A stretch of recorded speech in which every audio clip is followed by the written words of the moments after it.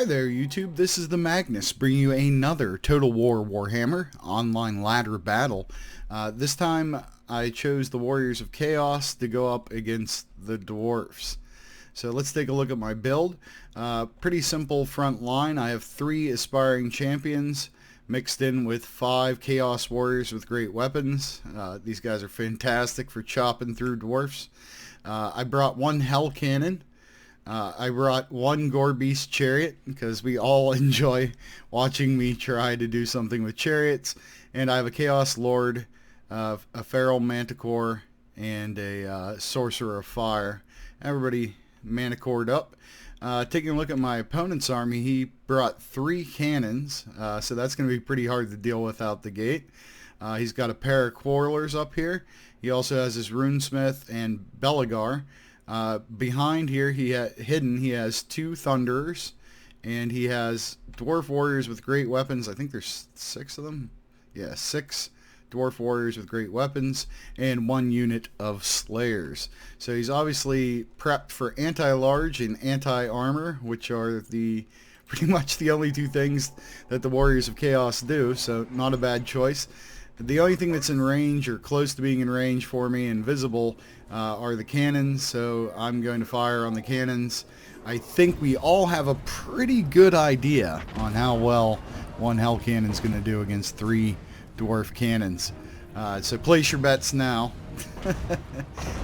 50 to 1 odds if you take the Hell Cannon. My flying units, I'm going to move up here.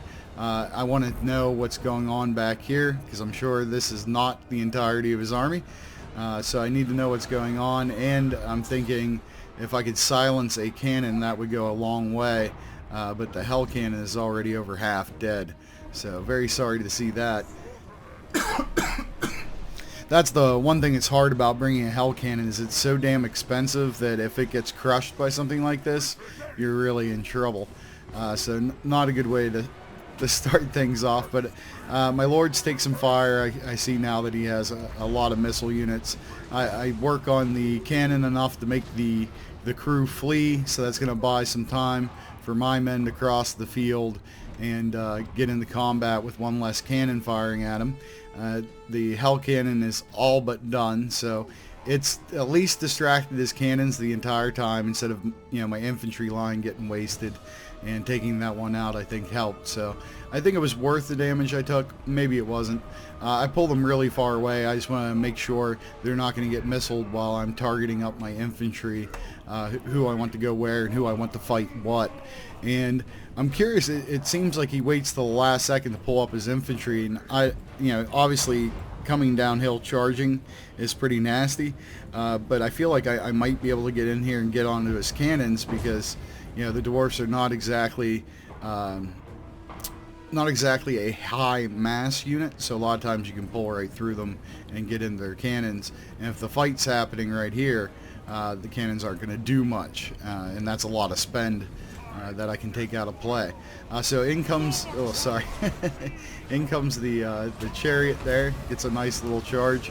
I figure bringing this in early is not the best way to get a bunch of kills with it, but it is a great way to get him to overreact and commit like 6 units in one place while my infantry get a clear advantage. I sent this guy a little too far back, but he's going to be able to come in. I got people coming this way and then a lot of people on the line, and the Dwarf Warrior with great weapons is a good choice against Chaos, but it's not nearly as great a unit as the Chaos Warriors are with the big weapons as well. So the Gore Beast Chariot takes a bit of a beating, kills 25 guys up here, fine with that. I'm dive bombing with my flyers, and then I'm going to try to work the chariot down here because it would be awesome to go downhill and get a nice charge, but the darn thing breaks and they run away.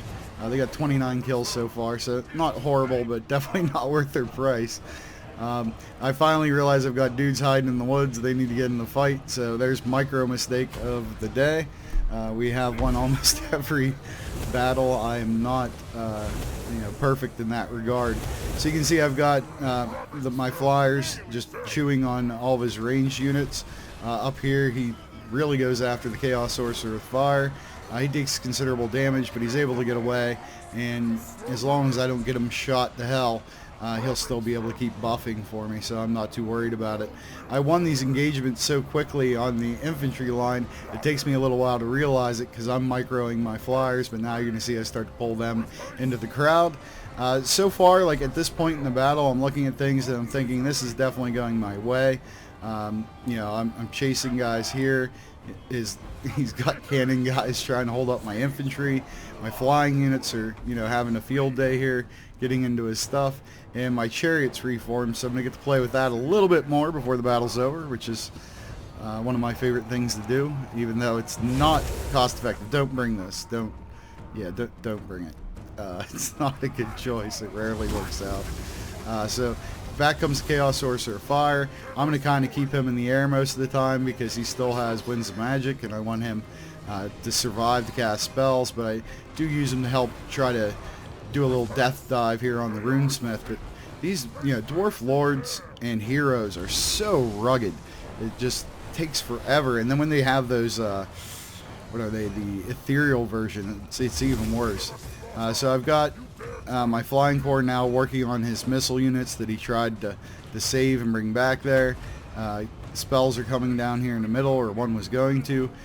He cast Deadly Onslaught on Belagar. He's a pretty tough dude, but he's kind of in trouble here. He's getting massed up on trying to finish off these Slayers. In comes the Gorbeast Chariot. Why does it keep going through the world like that? It's going to get some nice charge damage here, working on his poor little handgunners here, so they're going to get chopped up pretty something mean. In the background you can see him starting to swarm towards the Runesmith more, and soon you'll see me do the same thing to his Lord. The Dwarfs just get road killed by this thing, and then, you know, these Gorbeasts are up there punching people and stuff. It's just nasty. So is it a good unit cost effective wise? Absolutely not, but it is so much fun to play. And against the Dwarfs, I think you guys have seen it before, I can get considerable kills with it, so it's not always a bad choice, I suppose. So let's take a look at the tail of the tape. My Chaos Warriors with great weapons were fantastic. They did their job. The Hell Cannon, he definitely counterpicked for killing that, but that's really the only thing his cannons killed, so he spent 2,400 to kill 1,200, and it bought my men the time to get across the field. I say good deal. 77 kills for the Gorbeast Chariot. Not bad. Not bad. Not great, but not bad. The Aspiring did fine, and as always, they're just so hard to kill, so they provide that leadership while your Lord's flying around, and they're just darn hard to kill. So the Flying Goon Squad, or whatever you want to call them, did well and definitely did their jobs. Taking a look at my opponent's army, you're going to see low kill numbers. Now, I did bring a small army. 429 dudes is not a lot, but these numbers are still way too small for a lot of these guys. A couple of his Dwarf Warriors did okay. The Slayers, unless they killed something special, he must have had them ranked up already, because 12 kills is pretty bad. His missiles, I got into them, and he wasn't able to protect them for any prolonged time. Same thing with the cannon. His Runesmith and his Lord, pretty poor in the kill regard, but their survivability definitely made the fight much more of a challenge than would be without them there. So good game to my opponent. An interesting name he has there. I'm not going to read that out loud, but I'm sure you guys can figure it out. I've seen some hilarious ones lately. This one, not bad. Kind of funny. So until the next time, this is the Magnus, and I'll see you on the ladder.